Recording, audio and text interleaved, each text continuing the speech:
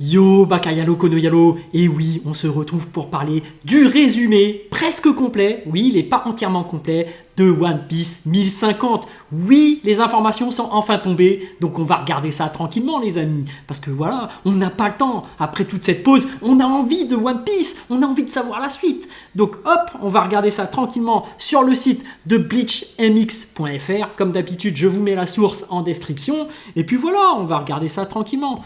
Donc hop, One Piece, chapitre Scan 1050, résumé. Hop, après la pause d'Eiichiro Oda, le chapitre One Piece 1050 est publié dans le Weekly Shonen Jump numéro 26 2022, le lundi 30 mai 2022 au Japon. Le premier résumé est disponible. Vu que les résultats... Non, pardon, c'est barré, mais donc, bon, on va lire quand même ce qui est barré. Vu que les résumés ne sortent plus le mardi, on vous partage les indices concernant le chapitre en attendant. Donc mince alors, c'est des indices, c'est un résumé, je sais pas trop en fait, mais bon, c'est quand même officiel. En général, ce que sortent Bleach MX, c'est vraiment du sûr, donc c'est pour ça que je prends ce site. Il sort officiellement en français le dimanche 29 mai 2022 à 17h sur Manga Plus FR et Glénat Manga Max.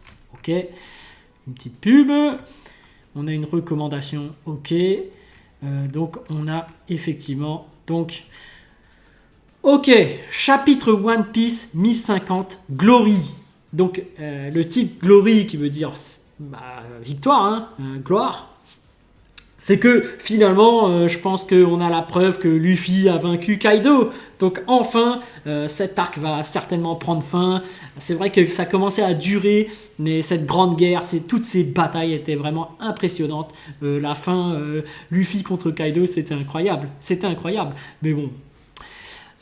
couverture, Reiju et Ichiji arrivent pour aider Neji et Yonji. Bon, ça se passe par rapport aux frères de Sanji. C'est bon, il se fait plaisir Eiichiro Oda. C'est vrai que ses frères maintenant, on ne les verra plus trop, mais voilà, ils sont en train de s'entraider. Voilà, certainement contre l'équipage de Big Mom. Kaido tombe dans le magma au fin fond de l'île de Wano. Big Mom est elle aussi là. Wow. Donc là, c'est bon. Les mecs, carrément, ils ne tombent pas dans l'eau, ils tombent dans le magma, carrément. Wow. Donc là, termino. Terminés, ils sont finito. Ils sont finito. Ok. Donc, ouais, ça me surprend pas parce que la tension était descendue. Ça me surprendrait qu'ils reviennent. Mais je pense pas qu'ils soient morts. Je pense pas qu'ils soient morts. Je pense que... ils seront là-bas, mais ils vont revenir peut-être, parce que dans One Piece, les gens ne meurent pas. Hein. Il y a un flashback de Toko et Yasui. Yasui a mangé le smile que Toko avait mangé parce qu'il ne voulait pas que Toko rie seul.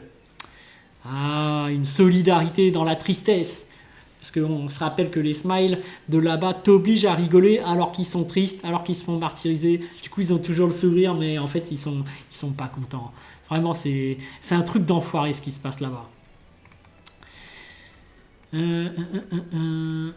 Nekomamushi annonce la victoire de Luffy à tout Onigashima. Donc ça y est, c'est officiel. Luffy a gagné. Comme promis, il a battu Kaido. Et c'est ça aussi la volonté de voyager, la volonté d'être libre. C'est pour ça que Luffy a gagné. Parce que malgré ses défaites, il est revenu à la charge. Il s'entraîne. C'est vraiment ça la puissance de One Piece. C'est vraiment ça la puissance de Luffy pour moi. Et c'est pour ça que, voilà, comme je te dis, le plus important, c'est la volonté de voyager, la volonté d'être libre. Et c'est ça le One Piece pour moi. C'est ce symbole. Et pourquoi ce sera le chapeau de paille ? Parce qu'il a dit qu'il faut bien que ce soit matérialisé. Et le seul truc matérialisé qui représente le voyage, la volonté d'être libre, etc., pour moi, c'est le chapeau de paille. Tu le vois dès le premier chapitre et Oda a mis tous les indices et on pouvait le trouver depuis le début. Mais il nous a bien eu parce qu'on ne savait toujours pas depuis le début. Bref, on ne savait pas et là on doute encore alors que c'est là depuis le début. Mais nous on le sait, ceux qui suivent la chaîne. Bref, Mononosuke dit à Zunesha d'ouvrir les frontières, mais pas tout de suite. Oui, on sait que maintenant Mononosuke arrive à communiquer avec Zunesha. Ça y est, Mononosuke ne blague plus. Ok, Mononosuke atteint la capitale fleurie et reprend son apparence humaine, mais on ne peut pas le voir à cause de la fumée. Et oui, parce qu'il est devenu adulte. Mais alors ouais, ça, est-ce qu'il sera redevenu enfant? Ça me surprendrait. Mais on ne sait jamais, hein. Ça se trouve que le truc était temporaire, mais non, a priori, il sera grand et ça sera vraiment le shogun adulte, charismatique qui va apparaître. Et voilà, c'est pour ça qu'il y a toujours de la fumée, on a hâte de voir ça. Et puis à partir de la fumée, Iori et les fourreaux rouges apparaissent. Et oui, là l'entrée en scène elle doit être énorme. Je pense qu'en un animé ça doit être énorme. L'entrée en scène des fourreaux rouges, d'Iori, de Mononosuke avec toute cette fumée, tu les vois avancer au ralenti avec une petite musique qui va bien. Ça a l'air de déchirer, tu vois. Bon, ce chapitre a l'air bien, mais en épisode ça doit être encore mieux.